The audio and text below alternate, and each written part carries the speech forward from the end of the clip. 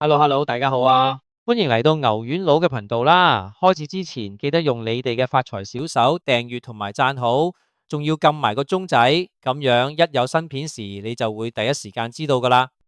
大家好啊，歡迎翻嚟我哋嘅頻道。今日我哋唔講奇案，唔講股票文化，唔講經濟，專講一件會令你即刻出門口去買太陽眼鏡嘅超甜事件——葉倩文同曾展望嘅人肉禮物生日驚喜。係冇睇錯，佢哋又放閃翻嚟做城中話題。今次仲有畫面、有劇本、有起承轉合，完全係一部可以上 Netflix 嘅短片。基本走勢呢，其實唔複雜。葉倩文本人喺社交平台放咗段短片，拍酒店房門口，門上貼住張紙條，寫住 GM 俾你準備嘅生日禮物放喺床上啦。曾展望開門一睇，見到 King Size 大床上邊擺住一個禮物盒，盒上寫住你最中意嘅。佢一打開盒，台台話原來禮物就係葉倩文本人，佢瞓喺床上篤嘴等人索吻，場面即時甜到你牙痛。呢段片即刻俾好多本地媒體轉載，網民留言話閃到盲咗啦，唔少人睇完都話要戴眼罩先夠。講真，呢次事件嘅戲劇感唔係靠簡單放閃咁容易，佢有完整嘅節奏，開場、紙條、門口建立期待，禮物盒、高潮、打開盒子見人、尾聲、篤嘴、索吻定格，台台呢種節奏就係社交媒體短片必殺技。你哋諗下，好片就好似一道好菜，前菜煮得好，主菜先會勁有回味。葉倩文今次就做好幾道菜，最後再放個大驚喜當甜品。網絡上有媒體即時截圖，然後喺朋友圈 IG Story 爆開裂，即時擴散得快過打卡。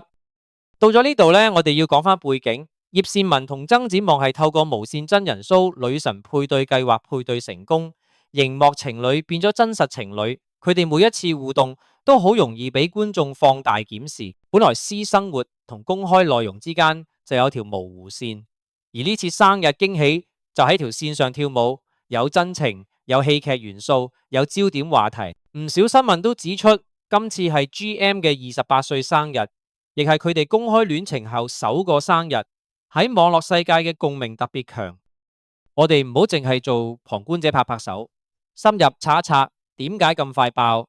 原因有3樣，亦係現代社交媒體上情感消費嘅核心：可視化、可模仿、可互動。第一，可視化，一個人瞓喺 King Size 床上嘟嘴，畫面夠直接又夠視覺張力，一眼就知發生乜。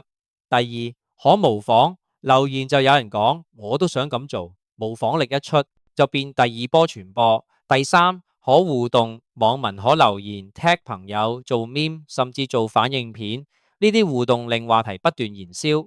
今日嘅網紅同藝人宣傳都靠呢3樣利器。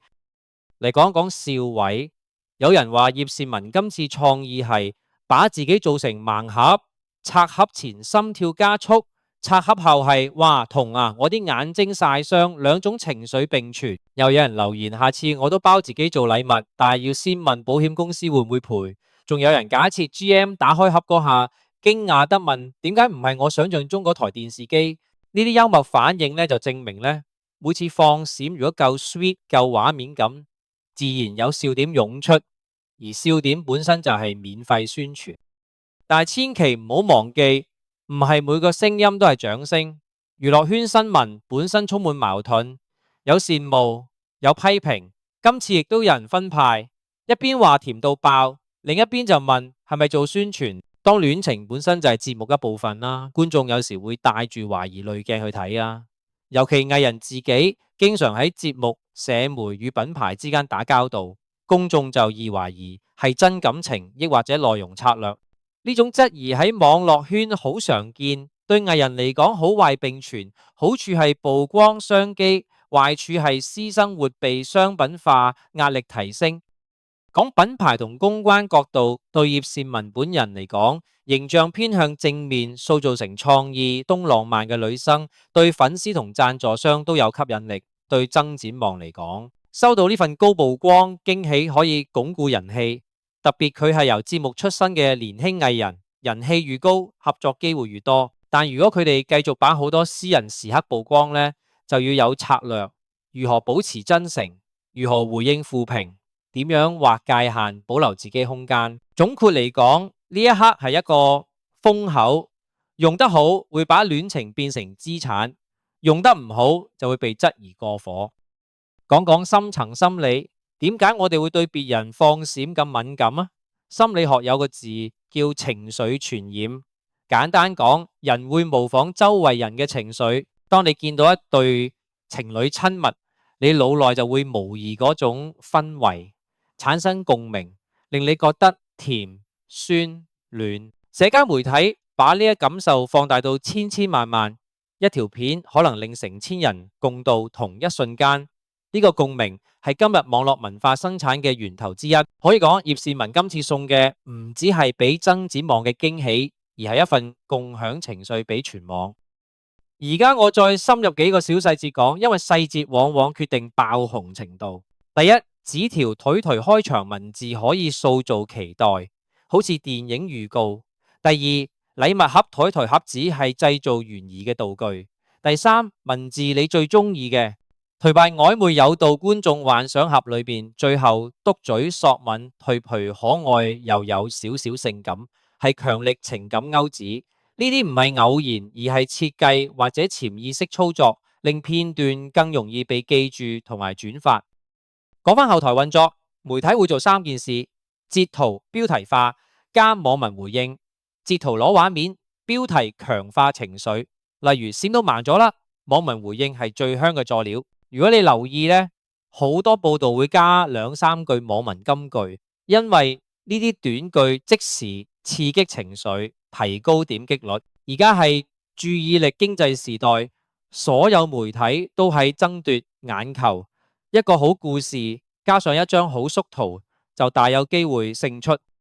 我再用一個比喻幫你消化兩個人嘅感情，好似煮一碗湯。私人廚房煮嘅湯最清甜暖胃，但你一旦把湯端上舞台兼開直播，廚師要考慮擺盤、燈光、味道均衡，甚至有人質疑你加唔加味精。葉倩文今次就係把自己調味過嘅私房湯端上舞台，再加朵香菜做點綴，結果大家一齊打卡、留言、飲湯。呢個比喻有啲肉酸，但係幫你理解私與公轉化嘅意義。講講後續發展同你頻道可做方向。第一，短期內佢哋可能會繼續放閃片段或出公關活動，因為曝光大機會。第二，可能會有模仿熱潮，例如粉絲做人肉禮物挑戰。第三，如果負評或者謠言出現，要有危機管理策略，可能會由公司出聲明或者以誠懇方式回應，唔係任由風波擴散。對你頻道嚟講呢件事係好題材，你可以報道做深層拆解，但記得做內容要有尊重，唔好冇證據亂爆料。我仲補充一啲觀察，因為你要夠深入。近幾個月以嚟，葉倩文喺舞台、社交媒體、節目互動中展現多面性，令佢既有偶像感又有人情味。今次驚喜更加突顯佢係會表演亦都識生活嘅藝人。曾展望方面，媒體有報佢係會計系出身，曾考取道士資格，喺節目中性格真誠。呢啲背景令佢有貼地但有魅力嘅氣質。兩人一齊出現好容易觸發群眾想象，因為佢哋集合咗青春、真誠同嗰份 TVB 特有嘅熟悉感。最後呢，我用一段有敬意嘅收結。